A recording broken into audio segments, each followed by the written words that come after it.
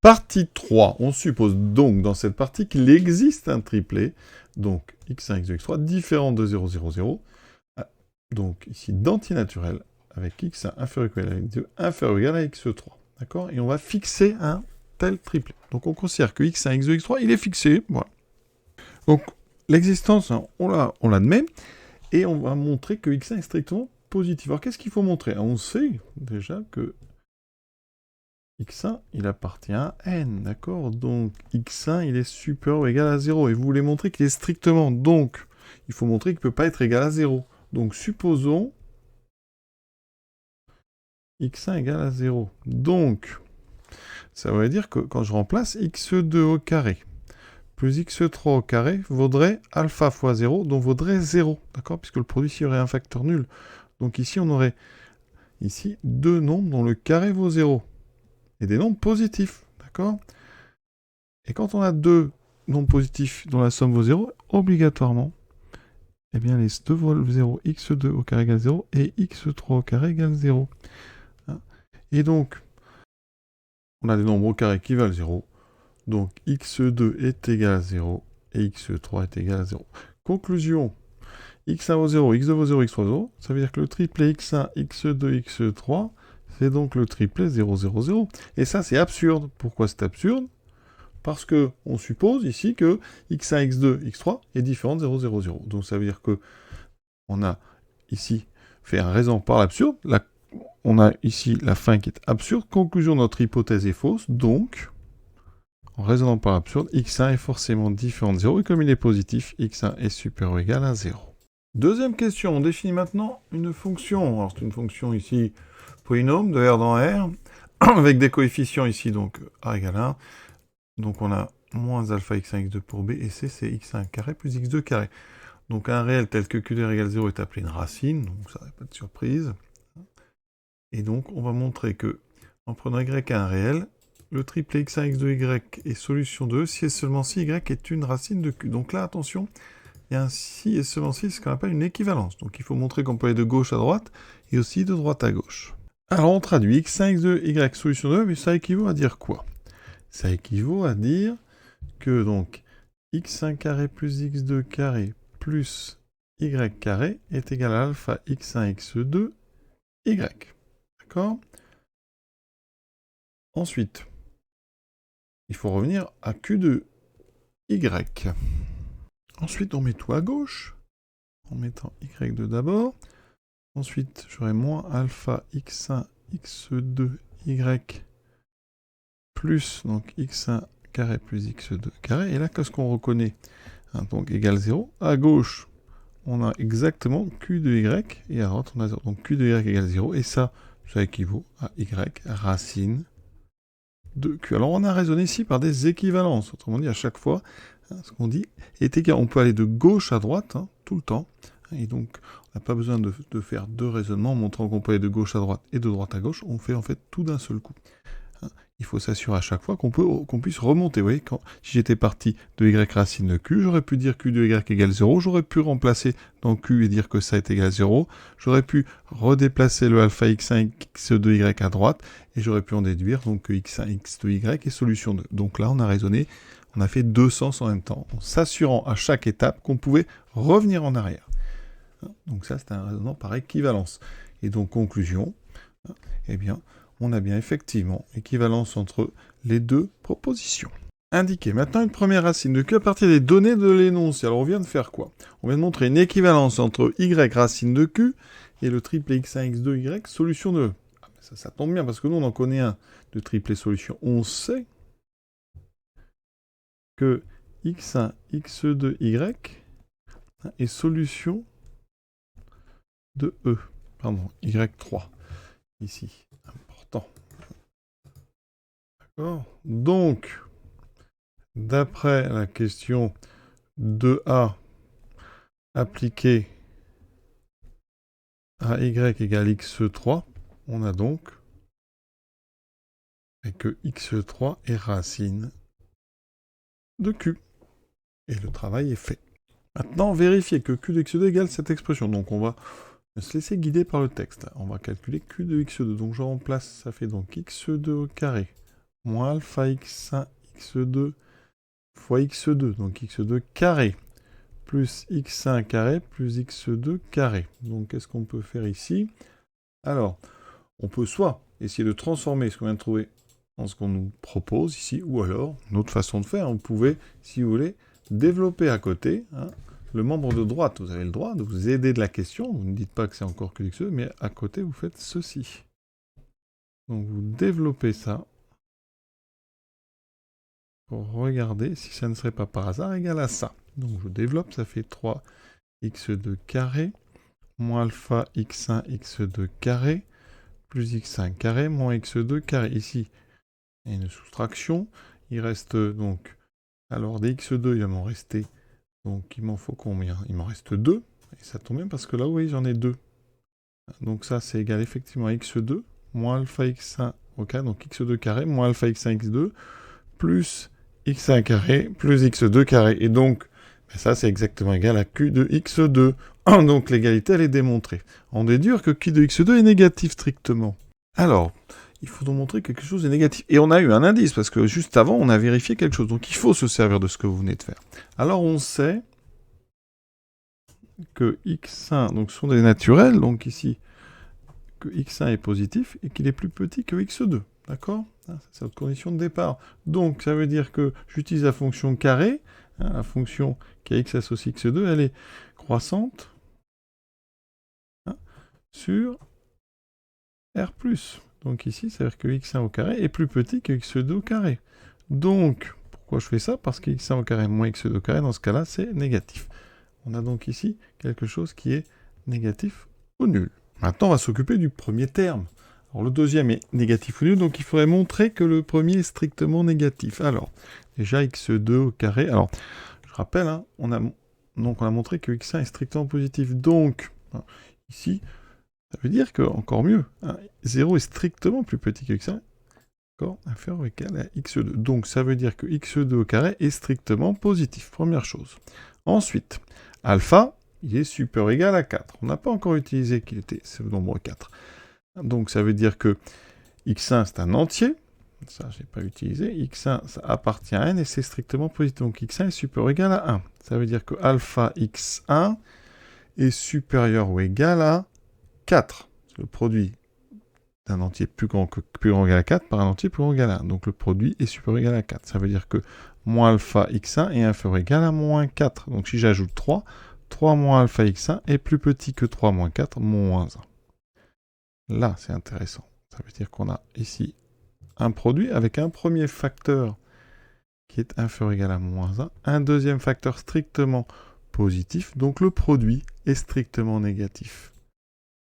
Alpha x1, 3 moins alpha x1 fois x2 au carré est donc strictement négatif. Ça veut dire qu'ici, vous avez une somme d'un nombre strictement négatif et d'un nombre inférieur ou égal à 0. Donc, eh bien, cette somme, elle est forcément strictement négative. Donc, l'image de x2 par q est strictement négative. Ça, c'est pas une question très facile à dire pour des premières, parce qu'il y a pas mal de choses à utiliser. Et vraiment, question, j'avoue, vraiment, je trouve moi ça très difficile pour des élèves. Mais ça forme, parce que vous voyez, il y a un raisonnement. On cherche à montrer que c'est strictement négatif, donc ça veut dire qu'on utilise ce qu'on vient de faire. Vous avez une somme, 2 termes, donc il faut regarder les 2 termes par rapport aux données du texte. Donc il y a un petit travail vraiment ici assez intéressant. Quel est le signe de Q de 0? On va déjà le calculer. Q de 0, donc je remplace. Ici, ça fait donc 0 carré 0. Ici, ça multiplie par 0, donc il reste x1 au carré plus x2 au carré. On sait que x1 est strictement positif, x2 est supérieur ou égal à x1 et donc strictement positif, on l'a déjà dit. Donc là, on a la somme de 2 entiers positifs, strictement. Donc, Q de 0 est strictement positif. Question 1. Démontrer que Q a 2 racines distinctes, celle donnée précédemment et une autre notée y. Et ensuite, on va ranger dans le croissant les nombres 0, x2, x3 et y. Et justifier qu'ils sont tous distincts. Alors, on a vu que Q est du second degré. Avec Q de x2 est strictement négatif, Q de 0 est strictement positif. Donc ça veut dire que Q, donc déjà, a au moins une racine et change de signe. D'accord? Q, donc, change de signe. Alors si vous faites les possibilités d'un polynômes du second degré quand on trace les courbes. Regardez, vous avez donc des paraboles trop hautes, ça ne change pas de signe, donc ça ne peut pas être ça. Ça ne peut pas être le type de parabole comme ça ne change pas de signe, d'accord? Et donc la seule possibilité, c'est soit ceci, soit ceci. Donc ça veut dire qu'on a obligatoirement Q change de signe, donc Q a forcément 2 racines. Alors sur une copie, évidemment, on peut faire des petits dessins, expliquer ça. On peut dire par exemple que si Q n'avait pas de racine, il ne changerait pas de signe, donc c'est pas possible. Si Q avait qu'une seule racine, eh bien il serait de signe constant, il s'annulerait au niveau de la racine, donc ça n'est pas possible non plus, donc il y a forcément 2 racines distinctes. On a donc Q qui change de signe, son coefficient x2 est 1, ça veut dire que si on traçait, on aurait une parabole orientée vers le haut, et donc ici, alors les racines on ne les connaît pas encore, mais ici on a 0, 0, et donc on aurait plus, moins, plus. On a Q de 0 est positif, Q de x2 est négatif. Ça veut dire qu'ici, x2 appartient forcément, alors les racines, on va dire x2 est entre les deux racines. Et entre les deux racines. On sait aussi que x2 est positif. D'accord ? Ça veut dire que 0, il est à gauche, dans la dernière colonne, entre moins l'infini et une racine. Alors les racines, on sait que x3 est racine. Et x3 est plus grand ou égal à x2. On les a classés au début. Donc ça veut dire que x3, c'est cette racine-là. Donc la deuxième racine, c'est y. Conclusion. Donc on a cet ordre-là. Alors, important, montrer qu'ils sont tous distincts. Alors déjà, on vient de montrer que on a ceci. C'est dans cet ordre-là. On sait que Q de 0 est strictement négatif. Q de y est égal à 0. Donc 0 est différent de y. Ça veut dire qu'on a déjà ceci. C'est inférieur ou égal, ça ne peut pas être égal, donc c'est strictement. Ensuite, on sait que Q de x2 est strictement négatif. Comme Q de y égale 0, eh bien ça veut dire que y est différent aussi de x2. Donc là, on a aussi du strict. Ensuite, Q de x3 est égal à 0, Q de x2 n'est pas égal à 0, donc x2 est aussi différent de x3. Conclusion, on a un ordre strict ici, entre les 4. Là, c'est aussi une question, il y a pas mal de travail. Question suivante, montrer que x1, x2, y est un triplet d'entiers naturels. Alors c'est un triplet, est-ce que ce sont des entiers naturels? Alors évidemment, on a vu, x1 appartient à n, x2 appartient à n. Ensuite, d'après la question 2, 2a, x1, x2, y, y est racine donc, de q, ça veut dire que par équivalence, eh bien, x1, x2, x3 est solution de E. D'accord? Donc, on a un triplet solution de E. On a juste à montrer, donc, montrons que y, voilà la question en fait, montrons que y appartient à n, pour que ça soit un triplet d'entiers naturels. Donc, comment montrer que y est un entier naturel? Eh bien là, on peut servir de la première partie, parce que notre polynôme Q, on a ici le coefficient, alors on a les coefficients B et C. Alors, on sait que x1 au carré plus x2 au carré, ça c'est C, c'est le produit des racines. C'est donc y fois x3. Parce que y et x3 sont les racines, y et x3 sont racines, les deux racines de Q, de Q de x. Donc, le produit fait le coefficient C. Ça, c'est, on a vu en partie A. Et la somme, l'opposé de la somme, c'est-à-dire alpha x1, x2 doit être égal donc y plus x3. Ça, c'est la partie A. Alors, est-ce que ça nous suffit pour montrer que c'est un entier? Alors, ici, pour le premier, on aura une division par x3, ça ne va pas. Par contre, le deuxième, ça, c'est intéressant. C'est-à-dire que y, c'est x3. Non, c'est pas x3. C'est alpha x1, x2 moins x3. Alors, regardez. Ici, on a alpha x1, x2, c'est un produit d'entier. D'accord? Donc ça, c'est entier. Produit d'entier, c'est entier. On enlève ici un entier. Donc, ça veut dire que y, c'est un produit et soustraction d'entier. Y appartient donc à z. C'est un entier peut-être relatif. Mais y, on a vu qu'il était strictement positif. D'accord? Donc, ces deux choses-là, eh bien, conséquence, y est un entier naturel. Donc, x1, x2, x3, et y sont c'est un triplet solution, ce sont tous des naturels, donc c'est bien un triplet d'entiers naturels, solution de E. Et on a terminé cette question. On arrive à une question assez difficile que dans le raisonnement de la question précédente, en remplaçant le triplet solution x1, x2, x3 par le triplet constitué de x1, x2, y rangé dans l'ordre croissant. Alors, pourquoi ranger dans l'ordre croissant? Parce que ce qu'on vient de faire dans la question précédente, c'est qu'on partait d'un triplet x1, x2, x3, donc d'entier naturel, différent du triplet 0, 0, 0, solution 2, et avec x1 inférieur ou égal à x2, inférieur ou égal à x3. Ils étaient classés. Alors, si vous voulez réutiliser ça avec un autre triplet, il faut un triplet ordonné. Ça veut dire que ici, notre triplet solution, la question précédente, on va l'ordonner. Donc, ensuite, on applique donc la question donc 2, la question donc 2, partie 3, 2, donc, autrement dit la question précédente, au triplet, donc x1, x2, y, mais rangé dans l'ordre croissant. Alors, est-ce qu'on a le droit de ranger dans l'ordre croissant? Oui, parce qu'on a prouvé. C'était dans la partie 2 qu'on pouvait permuter, d'accord? Donc, ça veut dire qu'avec x1, x2, y, on peut donc fabriquer un triplet ordonné. Et ce triplet va nous donner, parce que c'est donc un triplet de n3 privé de 0, 0, 0, solution de E, rangée dans l'ordre. Donc, je peux réappliquer la question précédente, la conclusion précédente. Donc, on obtient un nouveau triplet, d'accord, avec, ici, et qu'est-ce qui se passe dans le nouveau triplet?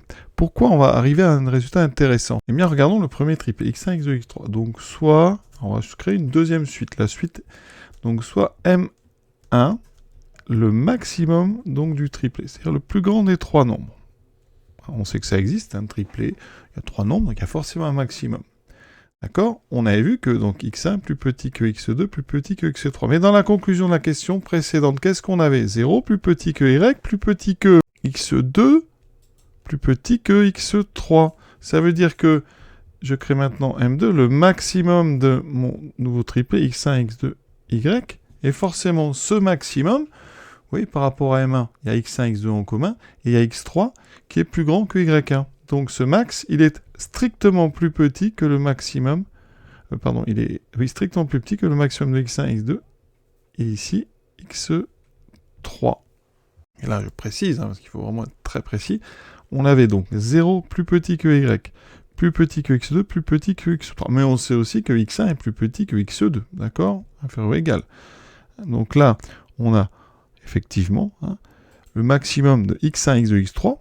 x3 c'est le plus grand, d'accord? Et tous les autres sont avant. Donc on a bien ici un strict, ça c'est très important, capital d'avoir ici un maximum qui est strictement plus petit que le maximum précédent. Et comme ça, on va faire une suite en fait de maximum qui va former une suite strictement décroissante.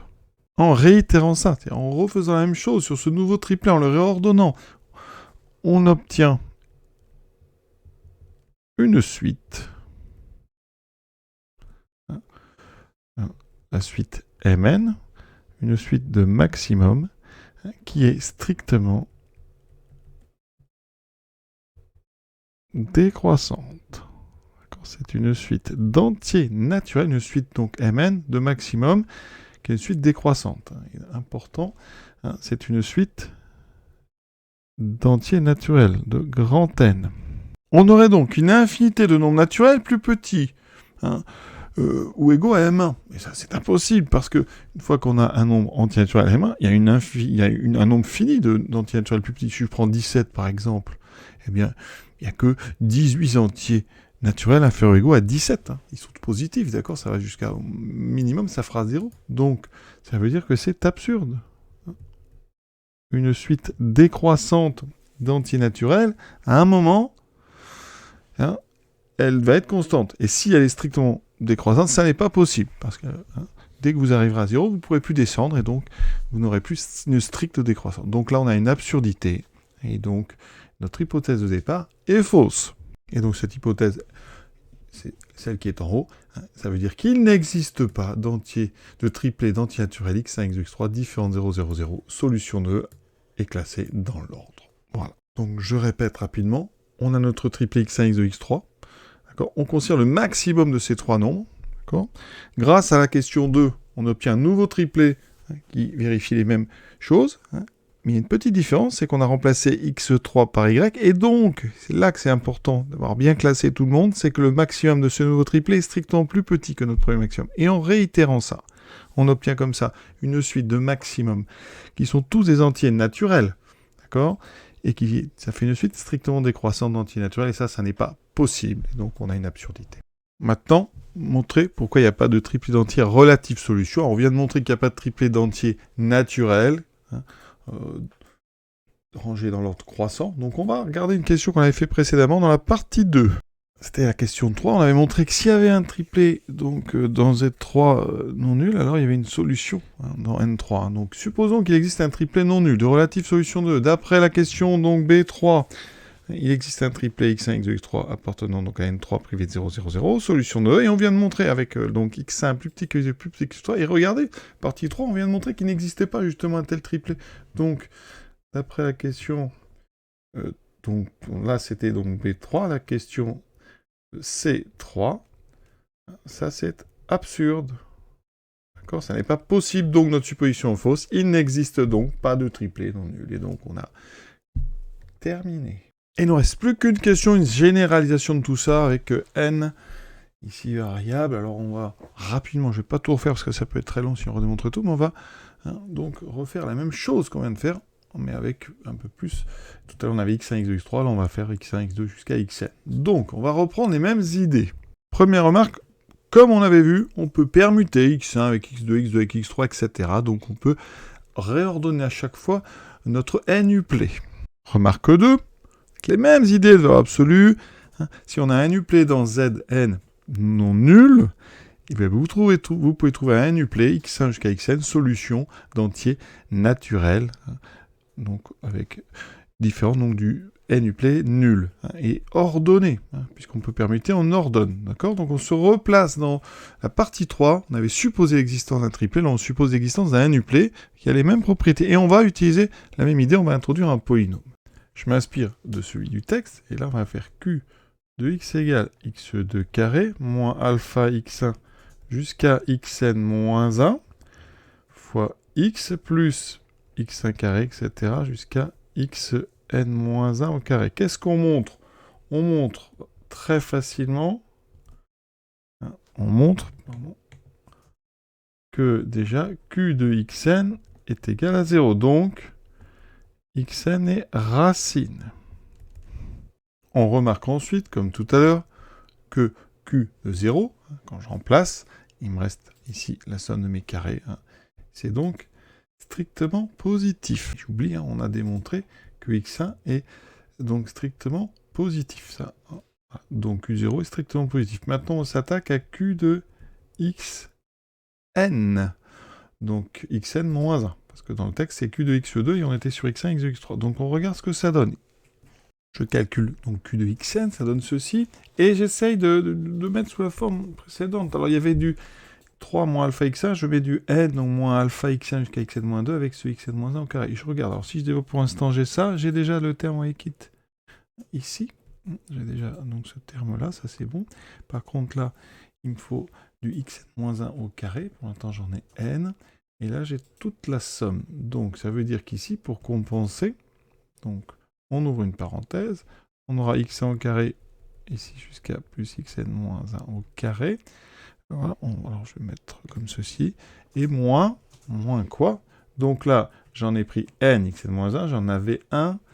Donc là, ça veut dire que je vais avoir du n. Alors, pardon, j'en avais aussi un ici, donc j'en ai 2. Maintenant, j'ai déjà pris n, donc j'ai n moins 2 xn. Alors là, c'est un 2, et là, c'est un 1 au carré. Voilà. Vraiment, on s'inspire de ce qui a été fait. Comme c'est rangé dans l'ordre croissant, ceci, c'est négatif ou nul, d'accord ? Ici, pour les mêmes raisons que tout à l'heure, comme alpha a été choisi, donc strictement plus grand que n, eh bien, ceci, bon, ça, c'est strictement positif, puisque x1 est strictement plus grand que 0, et là, on a quelque chose de donc strictement négatif. Donc, la somme est une somme d'un nombre strictement négatif et d'un nombre inférieur ou égal à 0, donc elle est strictement négative. Donc, on montre, vous voyez, que q de xn-1 est strictement négatif. Et donc avec ça, comme on avait fait avant, on obtient que Q a deux racines différentes qui sont xn et y, d'accord, et qu'on classe comme ceci. Hein. Et on va utiliser exactement ce qu'on a fait tout à l'heure. Et je ne fais pas tout, parce que il faudrait vraiment tout bien faire, mais ça veut dire qu'avec ça, on obtient en fait que le n uplet x1 jusqu'à xn-1 y est solution de 1 et solution de, et ce sont tous, on montre de la même façon qu'on avait fait, que ce sont tous des entiers, donc c'est des éléments de n, d'accord. Et après, bien, on réordonne, et on considère comme on avait fait le max, d'accord. Et on voit bien qu'on obtient, comme pour le cas où n égale à 3, une suite décroissante strictement d'antinaturel, donc pas de possibilité, une absurdité. Conclusion, il n'y a pas de n uplet dans n, donc puissance n non nulle. Et on fait la même extension qu'on avait fait à Zn. Voilà, parce que s'il y avait une solution dans Zn, il y en aurait une dans n puissance n, un non nul. Et donc notre absurdité, eh bien, comme ça, on peut généraliser le résultat. Voilà. Alors, j'ai vraiment pas détaillé là, parce que pour faire ça rigoureusement, finalement, il faudrait faire le même exercice une deuxième fois. Voilà. J'espère que vous avez comme ça compris les tenants et les aboutissants. Il y a certainement des petites erreurs, évidemment, sur une vidéo comme ça. Donc, soyez indulgents. Bonne journée à tous.